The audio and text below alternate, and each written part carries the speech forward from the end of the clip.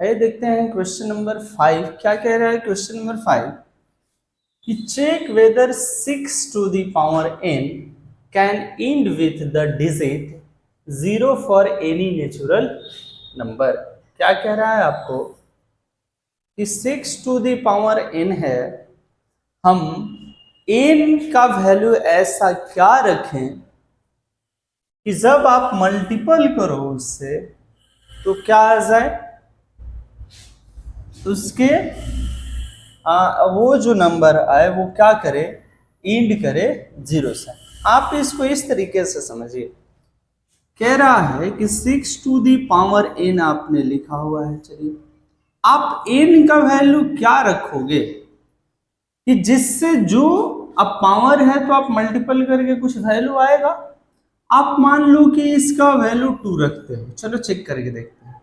अगर 6 to the power n है, अगर हम 6 टू दी पावर n के जगह पर क्या लिख रहे हैं, पावर 2 लिख रहे हैं, 6 टू दी पावर 2 लिख रहे हैं, तो हमारे वैल्यू क्या आएगी, 6 का स्क्वायर 36।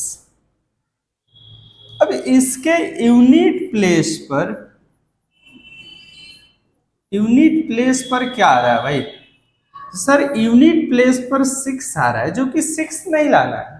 आपको क्या लेना है कि ऐसा वैल्यू रखो कि इसके यूनिट प्लेस पर क्या आ जाए, 0 आ जाए।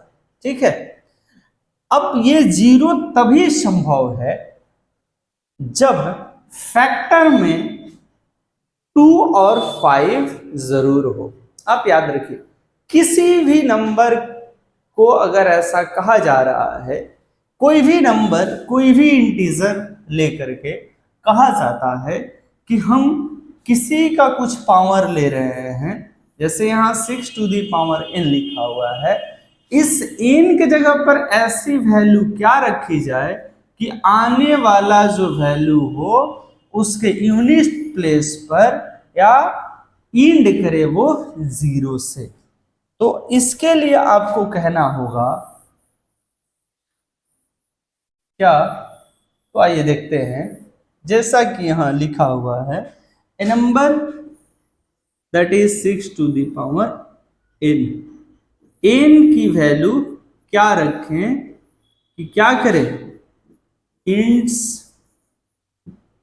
विथ 0, ये 0 से इंड करें। ठीक है, तो इसका आंसर ये होगा क्या, इफ द फैक्टर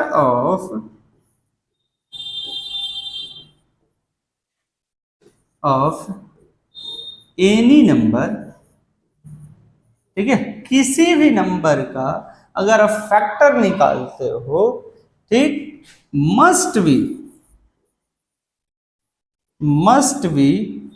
2 and 5। अगर आपको कोई नंबर दिया गया है, अगर उसके फैक्टर में 2 और 5 नहीं है तो वो 0 से इंड नहीं करेगा, मस्ट बी 2 and 5। उस नंबर में 2 और 5 रहना बहुत ही जरूरी है, तभी वो 0 से इंड करेगा, अन्यथा वो 0 से इंड नहीं कर सकता। आई होप बात मेरी समझ में आई होगी आपको। तो आप इसका आंसर लिखोगे कैसे, तो आइए मैं आपको आंसर राइटिंग करना सिखा दूं। आपको सिंपली से लिखना है क्या कि 6 टू दी पावर n है, ठीक है, फैक्टर ऑफ 6 जो आ रहा है 2 and 3 आ रहा है। ठीक है, तो आप यहां लिखो factor of 6 is only 2 and 3, but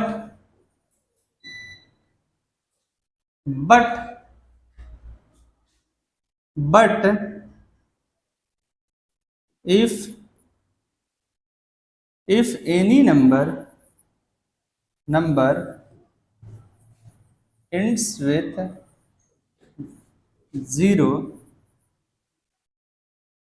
their factor must be, their factor must be 2 and 5, जो कि यहाँ नहीं है। ठीक है, 6 का फैक्टर 2 और 3 आ रहा है। अगर 6 टू द पावर n को 0 से इंड करना है तो उसका जो भी फैक्टर आए उसमें 2 और 5 रहना जरूरी है। अगर नहीं आता है तो वो 0 से इंड नहीं करेगा। आई होप आपको ये समझ में आया होगा।